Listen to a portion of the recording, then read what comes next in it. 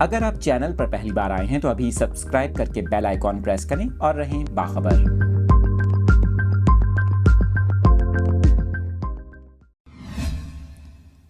اہم خبر کی تفصیلات آپ کو بتا رہے ہیں۔ شدید برف باری سے نظام زندگی مفلوج ہو کر رہ گیا۔ مختلف مقامات پر سیاح اور ہزاروں مسافر پھنس گئے۔ گلگت بلتستان میں 24 گھنٹوں سے جاری برف باری اور بارشوں سے سڑکوں اور چوراہوں پر مزید لینڈ سلائیڈنگ سے 6 اضلاع کے درمیان زمینی رابطے منقطع ہو گئے، جس کے بعد بڑی تعداد میں سیاحوں اور مسافروں نے ہوٹلوں میں پناہ لی ہوئی ہے۔ آپ کو بتائیں دیامر کے بالائی علاقوں میں بھی شدید برف باری کا سلسلہ جاری ہے۔ بابو سر ٹاپ، فیری میڈوس اور بٹوکا ٹاپ پر برف باری سے نظام زندگی مفلوج ہو کر رہ گیا۔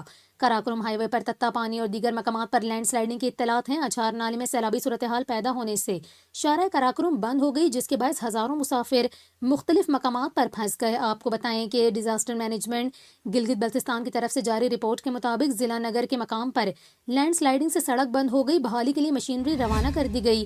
مزید بتایا گیا کہ بارشوں سے ہونے والی لینڈ سلائیڈنگ کے نتیجے میں شاہراہ بلتستان بھی مختلف مقامات پر بند ہے، جس کے نتیجے میں بلتستان ڈویژن کے چاروں اضلاع کی گلگت اور ملک کے دیگر حصوں سے زمینی رابطے منقطع ہو گئے۔